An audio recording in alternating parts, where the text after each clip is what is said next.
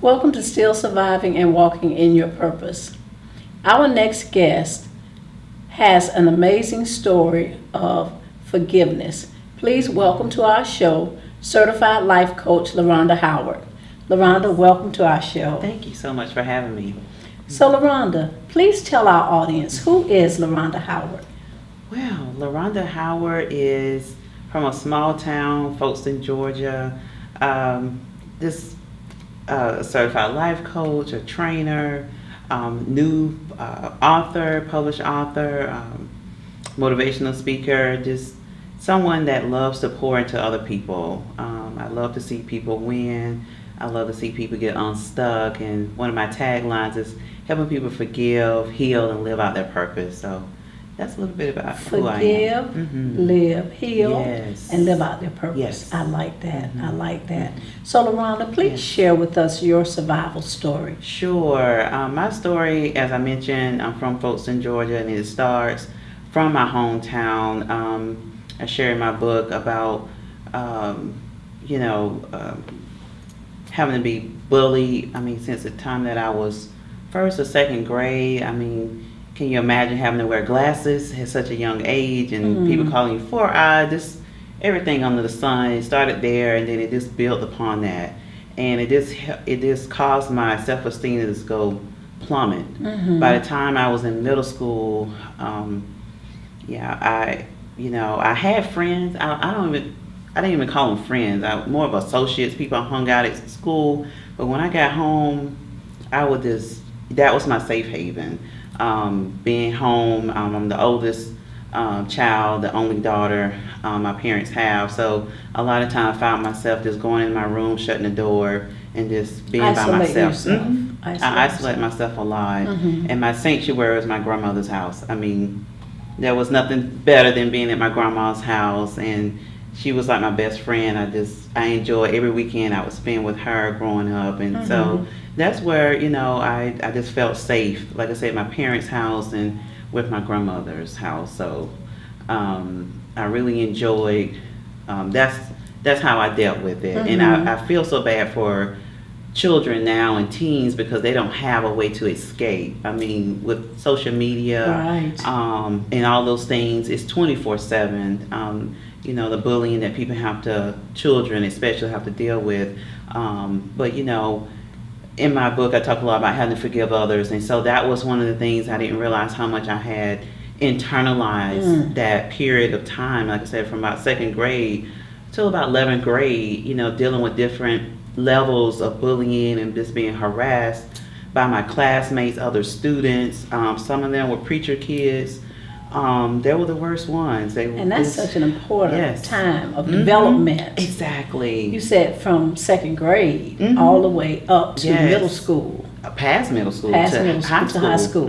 To high school. Yes. To have to endure that. And we know, like you said, it's even gotten worse. It has. Because with social media, bullying is nonstop. So there really isn't any way to kind of get away from it. It's not. Yeah. So, and I, like I said, I just held on to those people and just that negativity of what they used to say about me. From I had my lips were too big, I was too hairy, just all types of stuff that kids can just be really cruel. And so I held on a lot of that. And when I finally just like released it, and that was only a few years ago that I realized how much damage they had done, me allowing that to fester within me, to hold on and be resentful. When I would go home, I would not want to go anywhere that I thought any of my classmates would be. I know sometimes my mom would be like, hey, so-and-so wanted to catch up with you. They haven't seen you since high school. I'm like, well, they just won't see me because I didn't want to see anybody that reminded me, you. yes, of the pain that I went through in school. So when I finally... So even though you were an adult, yes, that was still a part of you. Exactly. I allowed that to be such a part of me. Like I said, I didn't even realize until I just had... One day, I'll never forget, I was at the red light, and God was just like, you need to forgive. And I'm like, what? You know, at that point, I'm like, I forgive them. I let that go. But he really showed me parts of me that I was still holding on to that negativity, and just, I realized I hadn't really forgiven, because if I saw them at that point, I didn't want to have anything to do with them. So I realized I hadn't really truly forgiven. So it just really helped me go through that process and journey of forgiving those individuals. Mm-hmm. And now if I see them today, you feel nothing. I would laugh, talk. It would not be an issue. But back then it was like, I don't want nothing to do with these individuals that really caused me pain. Yes. Yeah. But now I see that pain was for my purpose. And it's like, I'm grateful now. Mm-hmm. I can really say I'm grateful for those individuals that gave me such a hard time, because now I pay it forward. I'm a mentor to so many. I love high school and college age young women, but I also help, of course, in the younger age girls, and I can empower them, and that's a part of my the work that I do. Is I love empowering other young women, because I know how it feels. They feel like you just don't fit in. Right. I used to think, why do I have to be so unique? Like, why do you always find me? Why do you always pointing about different things about me? And I always try to feel like, why can't I just fit in? Right. Like, if I can just fit in, all this would go away, but I could never just fit in. And so, it was... How did that play out? Yeah. Because the things that we experience growing up really do become a part of us as we get to be adults. Very true. How did that play out in your life as an adult? Good question. It played out as I went to college. So I couldn't wait to finish high school. Like I said, I would get away from these people that never made me feel good about myself. So as I went to college, I'm like, this is a new start. I was living in the dorms, things were going well, and of course I was working as well, and started talking to this guy. He started talking to me, and it felt great. It was like, for the first time, I never had a boyfriend in high school. Not all the way through high school. All the way through high school in a small town, either because I was maybe related to them. They didn't want to take that chance. It was that small. Yes. Maybe I would be, could be related to that guy, or they were the ones that were picking on me. Or being the bullies. So being the bully. So I was like, I didn't want any part of that. So when I moved off to college, this guy, he was a couple of years older than me, gave me attention, and we worked together. And so it was like, wow, for the first time, he's telling me all these things I want to hear. Right. It made me feel like, I'm special, I'm beautiful, all these great things. So it allowed me to get in a relationship that he wasn't ready for. He was hurt from previous relationships, previously married and whatnot, and me just being naive about what I really need in my life and what I shouldn't accept. Right. Just being in a bad, it wasn't abusive or anything of that nature, but just not on the same wavelength. It wasn't good for you. No, it wasn't. And as we tried to work it out, it just got worse and worse. We even broke up many times. One time we broke up for 3 years, and then those soul ties. I can be transparent. We had sex. We did all those things in college, and so as we were trying to break away from each other, we kept pulling back to each other. It was like two hurt people, different things going on his past, different things from my past, and those two hurt people, it just didn't work out. It wasn't good. Yeah, it wasn't good. Yeah, so, but still, like I said, we ended up getting back together after those 3 years, and then find ourselves married, and it just wasn't a good thing. But even backing up before that came about while in college. I got pregnant. You know, we were, talking about not being safe about having sex. You know, I ended up getting pregnant, realizing that I didn't want to face the fact. It was like, I knew, throwing up different things, that I had to be pregnant. Got the pregnancy test. Of course, it shows positive.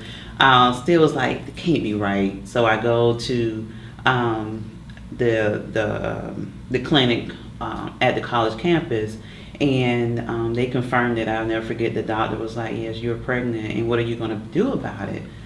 And I was like, well, him and I had already decided or talked about, we're going to get an abortion. And I was like, for someone that loved children and always knew that one day I was going to get married and have a child, for me to now be in that situation where I felt like, okay, there's no way out but to have an abortion, because who am I to have a child? I'm the oldest. I always did things right. For lack of a better word, goody two shoes.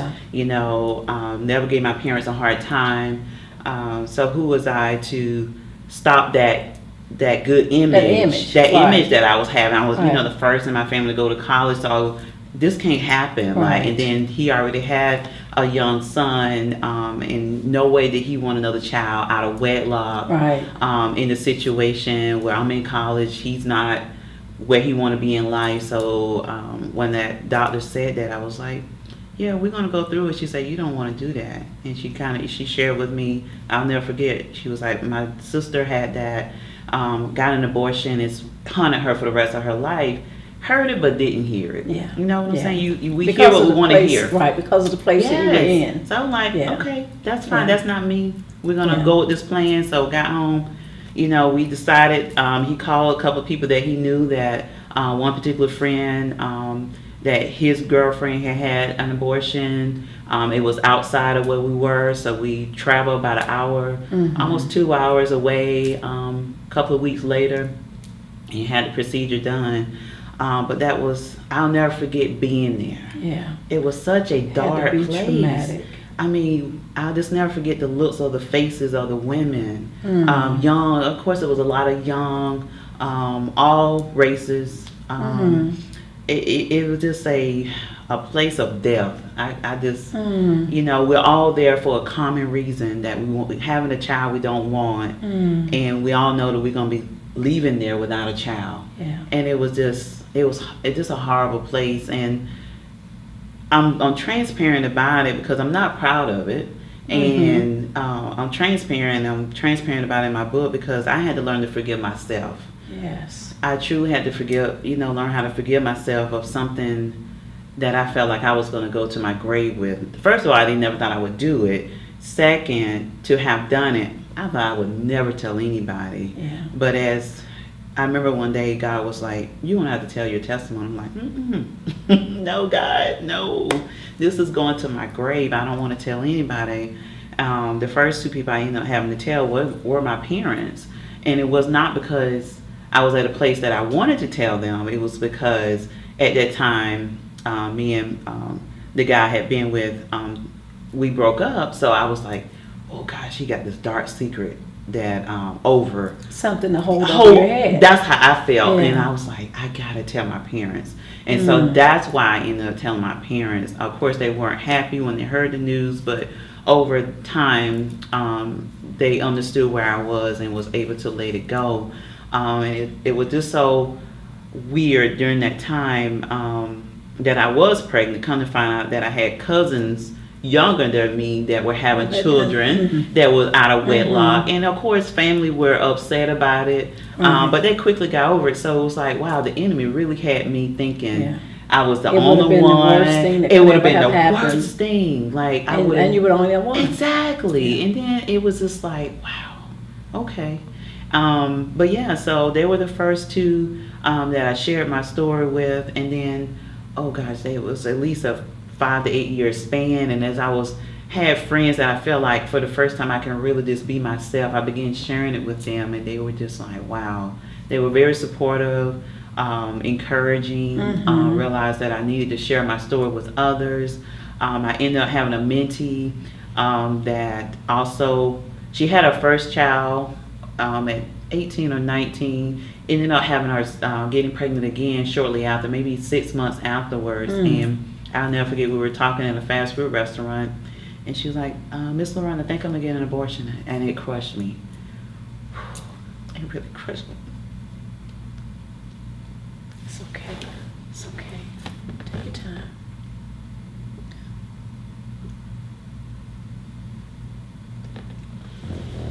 It brought back all those memories of where I was at close to her age, and I was like, don't do it. You know, it's been said that the things that don't kill us make us stronger. Yes. And the scripture in the Bible says that all things work together for good to those who love God. And when bad things happen or come into our life, we don't really understand how those things are going to play out. But because we know who we are and because we know we love God, we know that those things work together for good. So that experience that you had positioned you to be there for that young woman who needed a voice. She needed to hear from someone that had been there, that had done it. And something you said was very powerful. You said, I had to learn to forgive myself.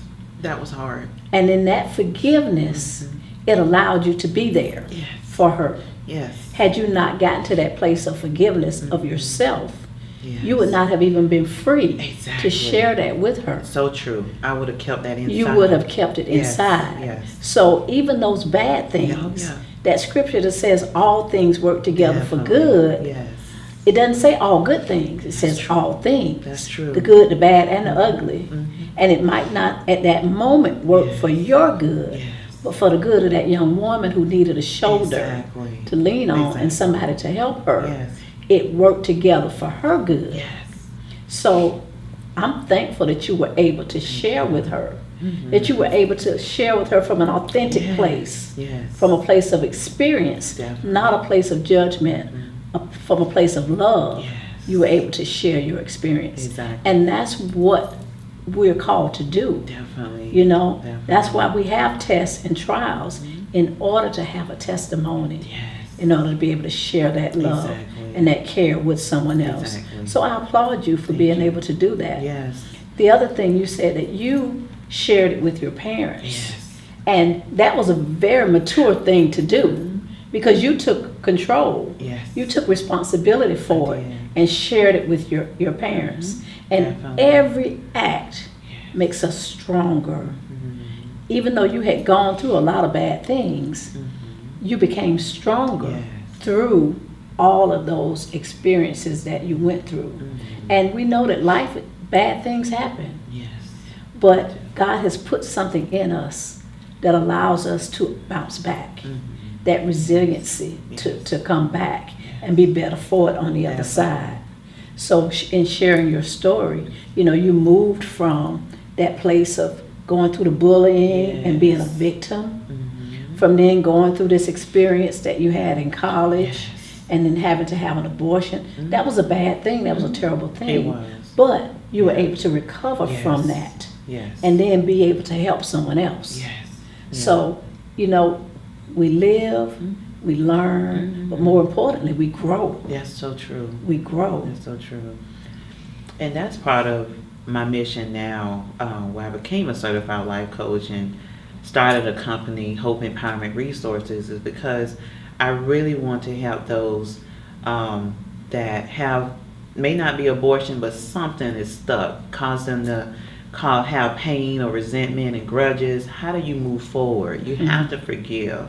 You know, forgiveness is for you. It's not about the other person. You have to, like you said, set free. You have to be able to be free so you can help others. If you got all these things bottled up, you can't help the next person. And so, like you said, I would have never been able to talk to my mentee about what I've been through if I hadn't, you know, began that process and that journey of forgiving myself. And, you know, unfortunately, she did go through with it, but I realized at that point that I had to share my story. Maybe I didn't save her. We all have our journey.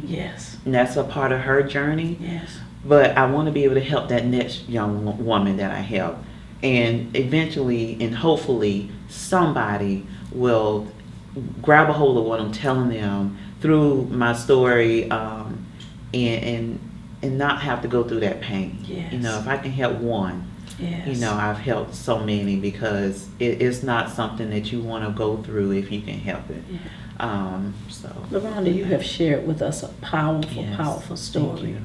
of forgiveness, and also being able to go Yes. through lots of things and come out on the other side stronger and better. Thank you so much for Thank sharing you. your story. Thank you. We're going to come back with more from LaRonda in just a moment.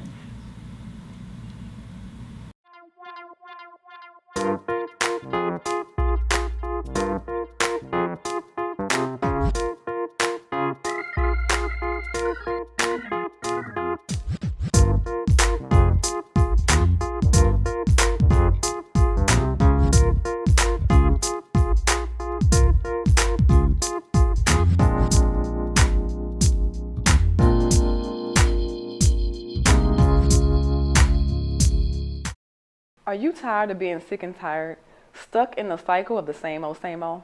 If yes, then it's time for you to embrace your metamorphosis. I am Monique Rogers, the CEO and founder of Metamorphosis Women's Encounter. Check out our website to see what workshops and services we offer for you to create a life you desire and deserve. Thank you. We're back with certified life coach LaRonda Howard. LaRonda, please tell our audience what's next for LaRonda.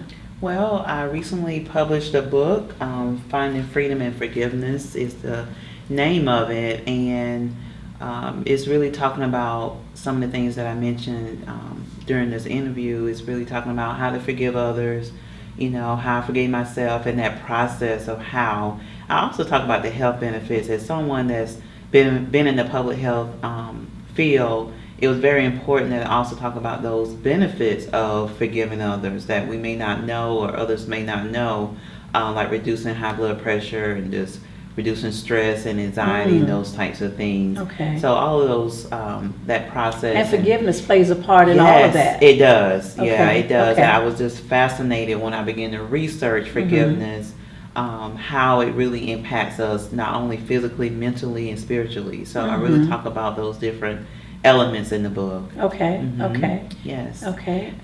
I also have the workbook. So part 2 is coming out along with the journal. So working awesome. different parts of the book.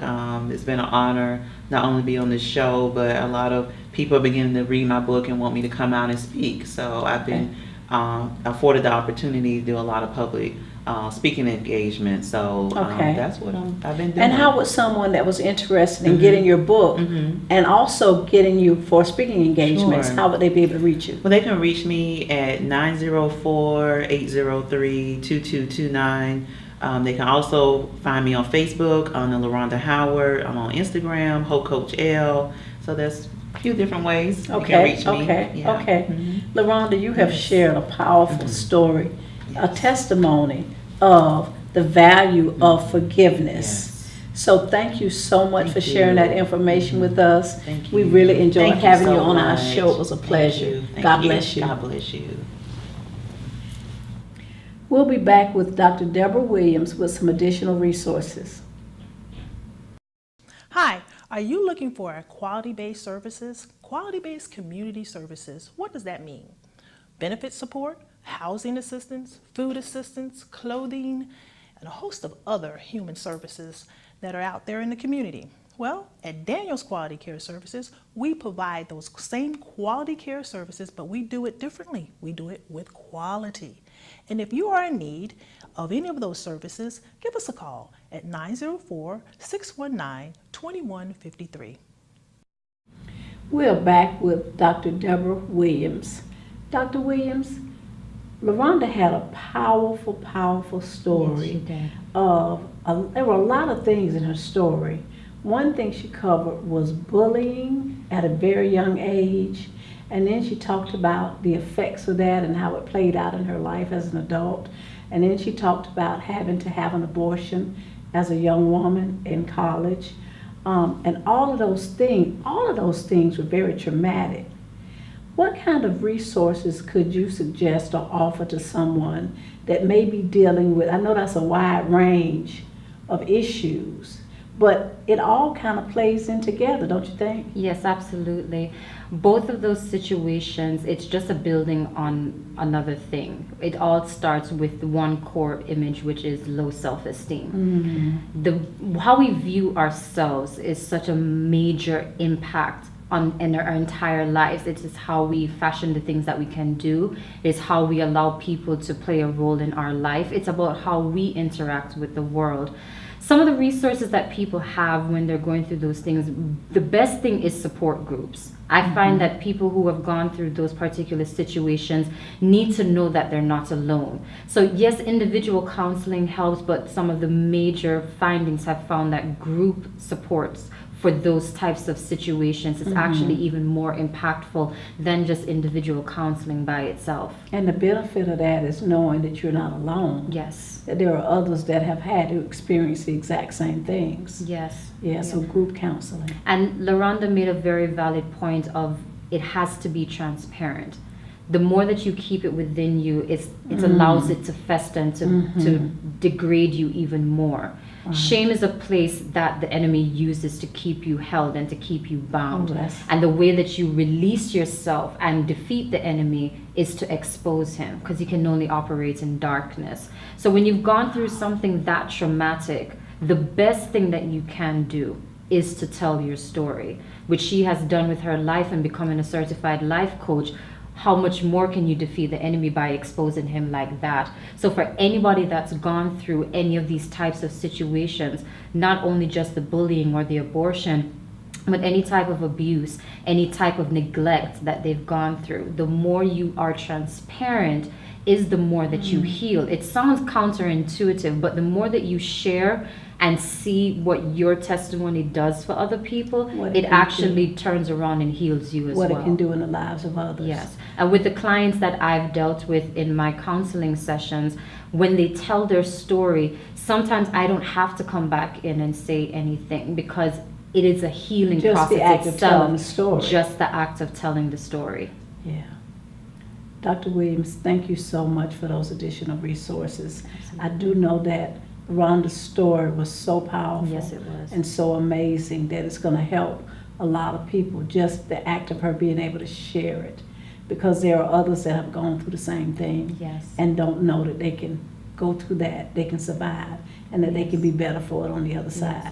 Find a team, find a support group, get a group of people that can help to build you back up. And get some help. Yes. Dr. Williams, thank you so much. You're so welcome. I'll be back in just a moment with some final comments.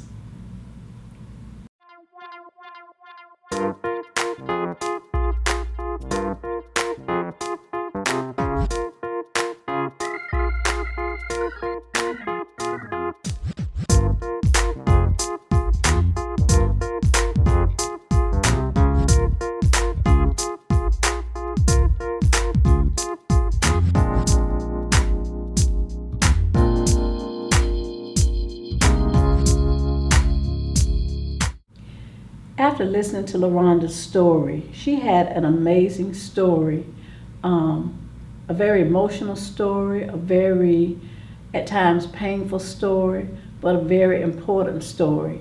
Part of her story was about being bullied as a child. And, you know, we take that very lightly, but after listening to her story, we can see how very detrimental bullying can be, especially if it starts at a very young age. She went all through her formative years being bullied at school, in the neighborhood, and that affected her self-esteem. It altered the way she felt about herself, even as a young woman. So we have to do what we can do to put an end to bullying, because if it is something that's that detrimental, it's going to affect your life for the rest of your life in a negative way, then it needs to be stopped. So if you know someone that is a bully, it's time to shut them down. Tell somebody Let somebody know. If you yourself are being bullied, speak out, reach out, get some help. That does not have to be a part of our lives. No child should go through their life being bullied and mistreated by others. If you see something, you have to say something. We all have a responsibility to protect our children. It starts at home, it starts at school, in the neighborhood. We have to pay attention to our children and make sure that they are being loved, nurtured, and cared for, and not bullied. Thank you so much for watching our show.